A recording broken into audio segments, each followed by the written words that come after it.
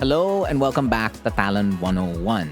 In a surprising fashion, Season 2 of Tekken 8 has decided to give Hwoarang elbows. You are seeing that right. These are two elbows. This is back 2 and this is RFF back 1. Now, Hwoarang has historically struggled against characters with reversals, parries, and Sabakis, and the best he could use was always running 3 because running 3 was considered a heal and that couldn't be parried, reversed, nor Sabaki'd. And the second hit of while standing 3+4-3 in back turn right foot forward. So that was back turn right foot forward force 3, and the second hit was basically unparryable. So those are the only two things Hwoarang could really use, along with inputting F1+3 when doing a move that involved his left limb, whether that be left arm or left leg, or even the right arm or right leg with F2+4 after doing that. So you had to learn how to chicken against those three defensive options and even using a bunch of lows and throws. Now, of course, in Tekken 8, they did make throws very handy versus those three defensive options and made up all the airborne moves in the game the answer for preventing someone from using any of those three defensive options. And now you can use elbows in back 2 and RFF back 1. So the frame data on these two moves, back 2 and RFF back 1, are the same. These are literally the same move. The only difference is that one is a right elbow and the other is a left elbow. So we'll talk about the frame data once because you don't have to repeat it twice. So again, these are 14 frame high elbows that are +6 on hit and -4 on block. Now on counter hit, you do gain plus frames, and that's +14 forced crouch. So +14 forced crouch does mean you cannot get an up back 2 at the wall compared to counter hit F1+2. So this type of reward does not exist when you get that on counter hit. It's actually very similar to RFF back 4 on counter hit, as the opponent does recover crouching here. It's just that back 2 and RFF back 1 do get 1 additional frame compared to RFF back 4. So on counter hit, what you can get is your heat engager, DF3+4. If that's not what you want to do and you want to keep heat, you could use DF1-3. And if you just want to gain damage, you could go for up forward 3+4-4, provided you don't mess up the input. And that's pretty good at +7 in right foot forward, most especially if you got this at the wall. So again, this is indeed -4 both ways for both the elbows. And generally, what you are doing is pressing an evasive move, pressing a power crush, and it all depends on the opponent's challenge. So we're gonna have Lily here do a DF1. And if I do a power crush after... okay, so that's after RFF back 1. That's after back 2. So that's one thing you can do. Evasive move, right? So I'm gonna do back 2 into back 1. And since, you know, Lily can't catch me there, I'm completely fine. If you don't want to do that, if you have the frames, right? You could throw out a down jab, and you could throw out a jab, depending on which move the opponent does employ. But if they're looking to lock you in, you can't do either of those options. Now, of course, a punch parry is still available to you if they're checking you with a punch. And lastly, movement. So since we can sidestep to either side now for the most part, or as long as you include that block while you step, and the move does track you there, like, you're fine. But if it doesn't track you there at all, then it's gonna be really easy to simply punish the opponent from checking you. Now, where they differ again is the fact that one move keeps Hwoarang in left foot forward, while the other move keeps Hwoarang in right foot forward. So we're gonna focus now exclusively on back 2 for a moment. And according to the move list, they say that this move, they pointed out for you, has good sidestep right tracking. It's supposed to stop someone from sidestepping towards the right and maybe potentially preventing them from doing a sidewalk right. That's the first thing we're gonna test here, and put Lily on block and tell her to do a sidestep right. So you want to do a basic jab, which is +1 into back 2.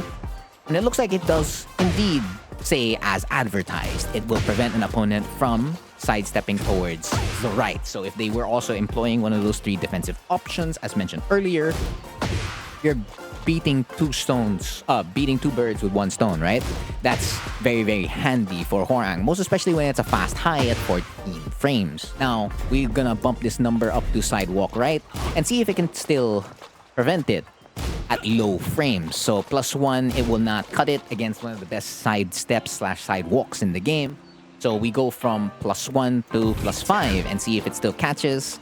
And that's very, very unfortunate when it doesn't catch at +5. So it can only prevent one option, not two options. The next thing is to move it to +6, and that's finally when this move actually prevents sidewalk right and sidestep right. So that's the only time you get access to this. But again, when you are +6 on block, only 13 frame moves or faster would prevent a Rage Art or a Power Crush. So if your opponent does have Rage, it's not exactly one of those options you're considering most of the time. Not unless you already conditioned your opponent, so on and so forth, and how the game state is, yada, yada, yada. So tracks towards the right and is pretty much preventing the opponent from stepping towards the right fully at +6. So that's still a big win, all things considered. The next thing is to see what are its options on hit, right? So this move is +6. +6 is a very, very good frame to have. So the first thing you can do to prevent someone from sidestepping towards the right, you just throw out your jabs.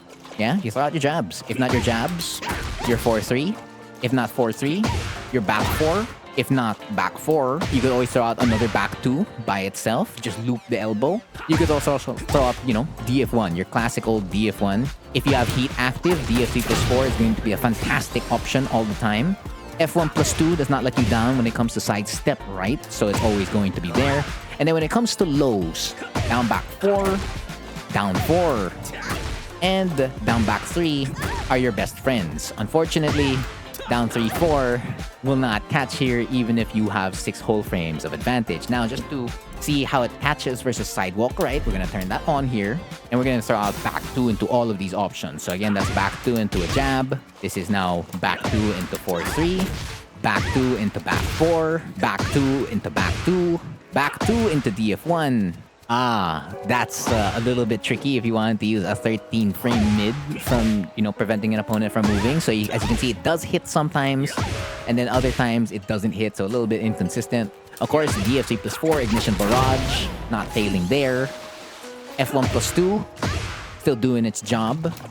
Down back 4, down 4, and down back 3. So that's a big list of moves, and that's not even counting homing moves like Dark Halberd and down 3 +4, or even a classic DF4. Now, if the opponent does decide to step towards the left, this is when things usually continue to get tricky. So you can still use your jabs, which is fantastic. So you still use highs, right? So 4-3 will also be there. But then when it comes to mids, you only have DF2, and that prevents sidestep left and Ignition Barrage if heat is active, because if that's not active, that's -14 on block.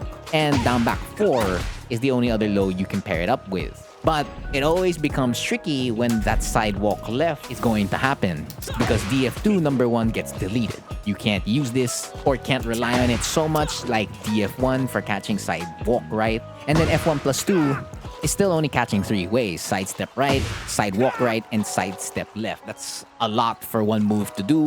But again, sidewalk left is going to be the biggest thing you're going to be contesting with. And you don't have a high crushing low anymore to catch an opponent. Besides, of course, Dark Halberd if you're going to include homing moves. So you still have some moves to continuously rely on, and you just have to remember whether they're stepping towards the right or stepping towards the left. So it sounds alright. What about for RFF back 1, the left back elbow? Now, according to the move list, it's supposed to track towards the left. So we're here in right stance and we want to look for back 1. There you go, RFF back 1. It says has good sidestep left tracking. And while it keeps Hwoarang in RFF, right? So we want to test it again, just the same thing with back 2. We want to see if it does indeed catch sidestep left. So you want to use low frames. So what we used earlier was a jab at +1, and the RFF jab is even better. It's +2, so way more frames to work with. So we're just gonna press RFF 2 into back 1, and that's supposed to have sidestep left tracking. It's supposed to have sidestep left tracking. It said sidestep left tracking. I did not.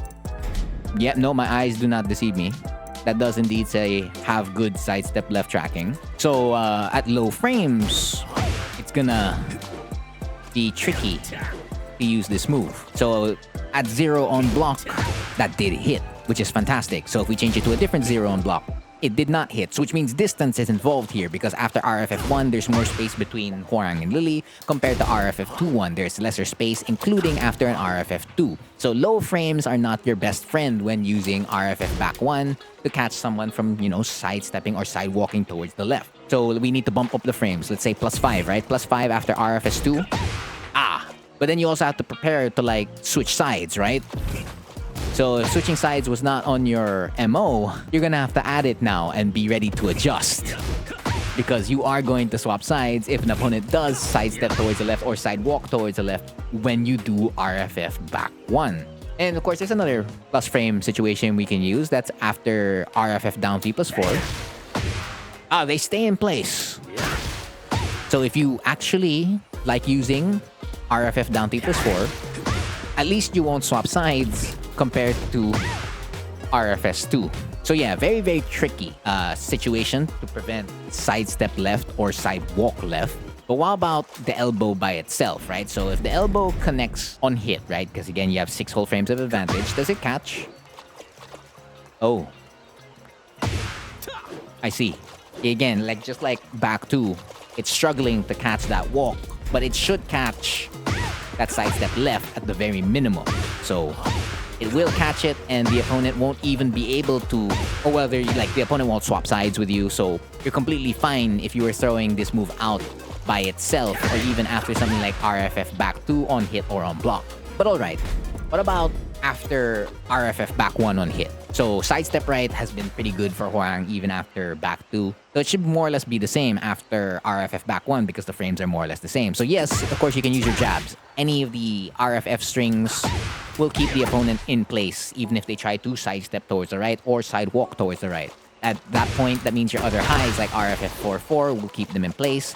And you can use a very, very powerful high in RFF forward 3 in order to continue pressure. If you wanted to do something else or even get a wall splat, RFF back 4 should work because RFF back 4 does track towards the right, but I guess it's a bit inconsistent when it connects with RFF back 1.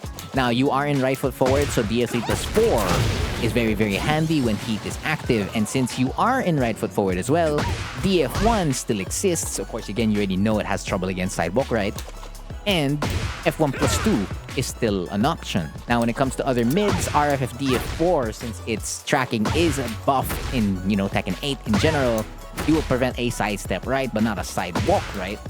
And an old reliable RFF 3 will always catch someone from stepping towards the right. Now, when it comes to lows, you have the whole kit. So down back 4 as usual, down 3-4, down back 3, down 4, and of course the last low, down 3 plus 4. But of course, swapping sides. Now let's change it to sidestep left. This is the situation where Hwoarang struggles a bit, but of course you still keep your highs. RFF 2-1 still there, including RFF 4-4. Now you can fish for a counter hit with your magic 4, just like back 4, and use RFF back 3. Now, when it comes to another high, of course the elbow, reliable. And then if heat is active, DF3 plus 4 will always be there. And if they're only sidestepping towards the left, naturally DF2 would catch them. And then when it comes to lows, down back 4 is your best friend. But down back 3, unfortunately, will not join you, including down 3-4 when the walk gets involved, and down 4. So now we're going to change this to a walk. And the first thing we want to do is down 3-4. And there, that's, the walk takes this away. The walk also takes DF2 away, and the walk may potentially take, again, RFF back 1. So the options become a little bit more limited when the opponent continues to sidewalk towards the left. So these two elbows definitely do have the tracking that they have advertised for sidestep right and sidestep left, but they did not mention that this would swap sides, and they're still weak versus the walk for either side. But of course, when they do hit, 6 whole frames of advantage is pretty neat to have, especially when you can lock them in with the highs and lows, and you still have a mid in both stances, left foot forward and right foot forward, to keep it stable. The biggest takeaway for this move is that it does prevent reversals, Sabakis, and Parries. So if you have an opponent that is trigger happy with it, and you are in right foot forward or left foot forward in pretty much any frame situation, and you kind of know that they're going to do it, why not just simply check them with a cheap shot in Taekwondo because I'm not even sure if Taekwondo has elbows. So Hwoarang's playing a bit dirty. I mean, he is a street thug. It's on brand. So that's everything I know about these elbows. Has been the lesson for this video. Again, I've been Frontier, and thank you for watching.